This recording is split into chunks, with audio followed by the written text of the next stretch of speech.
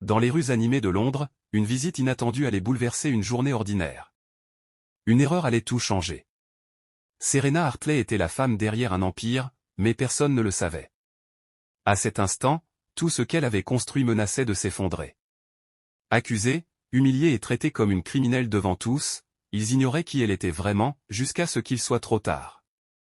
Et ils allaient en payer le prix. Vêtue d'un jean délavé, d'un t-shirt blanc et de baskets, Serena ne ressemblait pas à la milliardaire qu'elle était. Son cœur battait plus vite alors qu'elle approchait des portes vitrées de The Golden Basket, une filiale récemment ouverte. C'était sa première visite incognito, et elle voulait observer le fonctionnement sans le faste d'une annonce officielle. À peine entrée, Serena fut enveloppée par l'arôme du pain frais et des fleurs. Elle prit un panier et parcourut les allées organisées, scrutant chaque détail. « Excusez-moi, madame ?» Une voix masculine l'interrompit. Serena se retourna face à Liam, un jeune employé d'environ 25 ans. « Puis-je vous aider ?» Serena sourit. « Non, merci, je regarde juste. » Liam hocha la tête, mais son regard s'attarda sur son apparence décontractée. « Nos produits sont assez exclusifs. Vous êtes à l'aise ?» Le sourire de Serena s'effaça. « Oui, je le sais. »« Un problème ?» ?»« Non, » répondit Liam, son ton sceptique. « Je m'assure que vous vous sentez bien. » Serena sentit une pointe d'irritation mais resta calme. « Je suis à l'aise, merci. » Elle s'éloigna, notant les regards furtifs et murmures d'autres employés.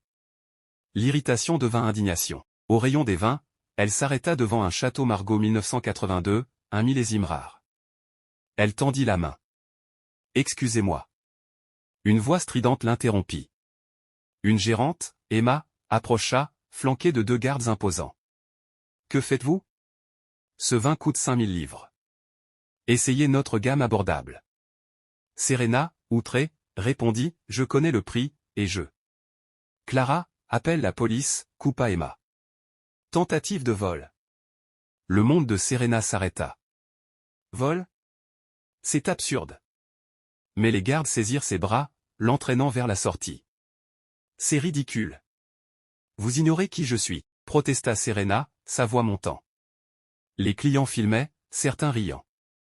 Je suis la propriétaire, cria-t-elle, accueillie par des rires moqueurs.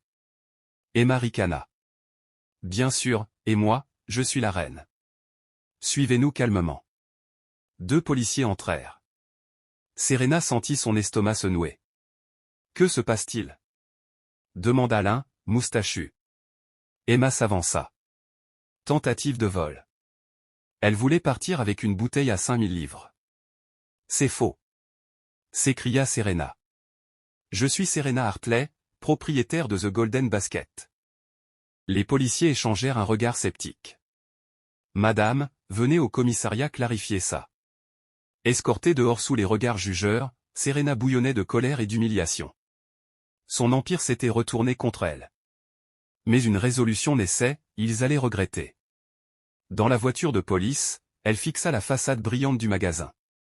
Ce n'était pas la fin, mais le début d'une révolution. L'odeur de café et de désinfectant emplissait la salle d'interrogatoire. Serena, en jean et t-shirt, était assise sur une chaise métallique, fixant la porte. Les heures précédentes avaient été un cauchemar de procédures et de questions. La porte s'ouvrit. 2 détectives entrèrent, Harris, grand et grisonnant, et Clark, aux yeux perçants. Harris s'assit face à Serena. « Madame Hartley, votre version des faits ?» Serena inspira profondément. « Un malentendu. Je suis la propriétaire de The Golden Basket. J'inspectais incognito quand mes employés m'ont accusé de vol. » Clark ricana. « Une PDG en jean ? Improbable. »« Pas impossible, » rétorqua Serena. « C'est courant chez les dirigeants. » Harris la scruta. « Pourquoi aucun numéro donné n'a répondu ?» Serena fronça les sourcils, inquiète. « Mon assistant est toujours joignable. Le siège aussi. » Clark intervint, « Ou vous bluffez. » Un jeune policier entra, chuchota à Harris, dont les yeux s'écarquillèrent. « Madame Hartley, votre avocat est là. » « Avocat ?» s'étonna Serena. Avant qu'elle ne finisse, un homme entra, grand, en costume Armani, cheveux noirs et yeux bleus perçants. « Serena » s'exclama James Carter, son directeur financier. Il l'examina. Ça va? J'ai accouru dès qu'on m'a informé. Harris se leva. Monsieur, c'est une enquête? James le coupa, glacial. Détective Harris, je suis James Carter, directeur financier du groupe Hartley. Vous détenez Serena Hartley, PDG d'une entreprise de plusieurs milliards, pour des accusations infondées. Choisissez vos mots. Clark balbutia, nous suivons les procédures. Vos procédures ont humilié une femme influente, trancha James. Les conséquences seront lourdes. Serena, partagée entre soulagement et rage, repensa à l'humiliation. James, assez. Partons. Elle se leva, défiant les détectives du regard. Nos avocats vous contacteront. Quant à The Golden Basket, attendez-vous à des changements. Harris, pâle, tenta, un malentendu, peut-être. Serena l'ignora, sortant avec James. Réunion d'urgence demain, 7 heures. Contacte les avocats. James tapa sur son téléphone. Fait. Ton plan? Serena fixa le ciel londonien. Une révolution, James. On va tout changer. La lumière matinale filtrait dans la salle de conférence du siège du groupe Hartley, à Canary Wharf. Serena, en tailleur Chanel noir, faisait face à son équipe de direction, tendue. Mesdames, messieurs, commença T.L., hier, j'ai été humilié dans mon propre magasin, accusé de vol pour mon apparence. Elle marqua une pause. James, les dossiers. James distribua des documents. Voici un plan de restructuration totale, pour The Golden Basket et tout le groupe. Edward Walsh, directeur marketing, intervint. Serena, c'est radical. Nos bénéfices sont records. Pourquoi changer? Serena le fixa. Pour qui ça marche, Edward? Nous, dans nos bureaux, ou les clients jugés à l'entrée. Elle marcha autour de la table.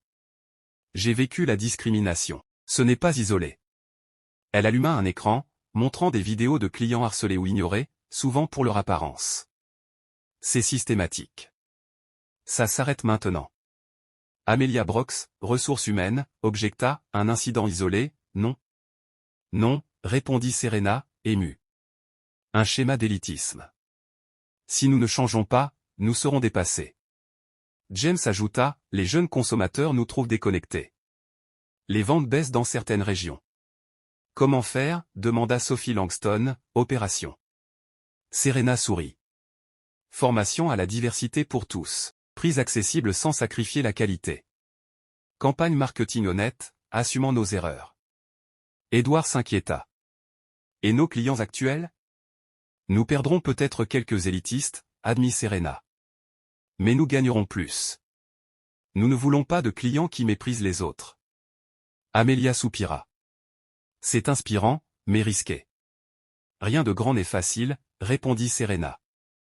Nous pouvons changer la société. James se leva. Je soutiens Serena. C'est notre chance d'être leader. Les dirigeants hochèrent la tête, convaincus. Au détail, dit Serena. Les heures suivantes furent intenses, traçant budget et plan. Au crépuscule, Serena observa Londres depuis la fenêtre. James s'approcha. Ça va? Elle sourit. Mieux que jamais. Parfois, il faut tomber pour se relever. Et maintenant? La révolution commence. Dans son bureau, Serena massait ses tempes, épuisée par des semaines de travail. James entra. Problème. Le conseil veut une réunion d'urgence. Serena soupira. Quand? Demain, 9 heures. Il parle d'une motion de défiance. Les actions ont chuté de 15%. Serena se leva, furieuse. Ils osent, nos ventes augmentent là où les changements sont appliqués. James acquiesça. Ils veulent des profits rapides. À quel prix? Notre intégrité? Serena se redressa. On se bat. Appelle Amelia, Edward, et Clara Weston. L'activiste? S'étonna James. Oui. On a besoin d'alliés. 1 heure plus tard, Amelia, Edward et Clara étaient là. Serena expliqua, le conseil menace ma position. On doit les convaincre. Edward suggéra, ralentir. Clara s'opposa, reculer, c'est perdre. Votre vision est cruciale. James proposa, invitons des clients impactés par nos changements. Serena approuva. Clara, organise ça. Edward, prépare une présentation sur l'image de marque. Amelia, des données sur les employés. Clara sourit. Je parlerai au conseil. La nuit fut consacrée à la stratégie. Serena conclut, demain sera dur, mais c'est juste. Merci à tous. Dans la salle du conseil, Serena, en tailleur bleu, affrontait des regards hostiles. Nous discutons l'avenir du groupe Hartley, fondé sur des principes, pas seulement des profits. Charles Baxter, président, l'interrompit. Les principes ne paient pas. Nos actions chutent. Serena resta ferme. Voyez au-delà du court terme. Nous bâtissons une croissance durable. Margaret Evans railla, nous vendons du luxe, pas de la charité. James se leva. Regardez les données. Plus 22% de clients, plus 15% de ventes, plus 30% de rétention d'employés. Charles objecta, et notre clientèle de base? Serena fit entrer Clara et des clients. Sophie, employée, parla d'un environnement inclusif. Un étudiant évoqua des prix accessibles. Une dame âgée loua le respect reçu. Les visages du conseil s'adoucirent. Serena conclut, voici notre valeur, des vies transformées. Margaret demanda, et le long terme? Edward projeta des gros titres, The Golden Basket pionnier de l'inclusion. Plus 200% de mentions positives. Nous attirons une nouvelle génération. Amelia ajouta, 78% de nos clients traditionnels soutiennent ces changements. Henri Gordon, doyen du conseil, parla, Serena, vous rappelez pourquoi nous existons. Vous avez mon soutien. La majorité suivit. Charles concéda, vous avez notre confiance, pour l'instant. Serena remercia, soulagée. Sophie l'approcha. Merci, vous changez des vies. Serena sourit. Non, merci à vous. James demanda, et maintenant? On change le monde, une boutique à la fois. Un nouveau départ. 6 mois plus tard, le soleil illuminait The Golden Basket sur Oxford Street, rénové. Serena observait la façade, repensant à son humiliation, devenue catalyseur. James lui tendit un café. Prête? Nous l'avons fait ensemble, répondit-elle. Sophie, désormais manager, mena une équipe diverse. Prêt à faire l'histoire, lança Serena. Plus que jamais, répondit Sophie. La boutique, élégante et accueillante, offrait des produits variés. Edward confirma l'arrivée des médias. Amelia présenta Jamal, stagiaire. Serena l'accueillit chaleureusement. À 10 heures, Serena ouvrit les portes sous les flashs. Bienvenue au nouveau Golden Basket. Les clients affluèrent, ravis. Serena reconnut Clara, la gérante de l'incident. Bienvenue, dit-elle. Clara s'excusa, émue. Serena l'invita à visiter, expliquant, de 20 à 20 000 livres, chaque produit à sa place, comme chaque client. À la fermeture, Serena s'adressa à l'équipe. Vous avez vendu une vision, un luxe défini par le respect. Je suis fier. Sophie leva du champagne. À célébrer. James murmura, et maintenant? Serena sourit. On étend ça au monde. Elle leva son verre. À la transformation. Seule face à Oxford Street, Serena murmura, ce n'est que le début. The Golden Basket était un phare de changement, prouvant que des affaires avec cœur transforment des vies.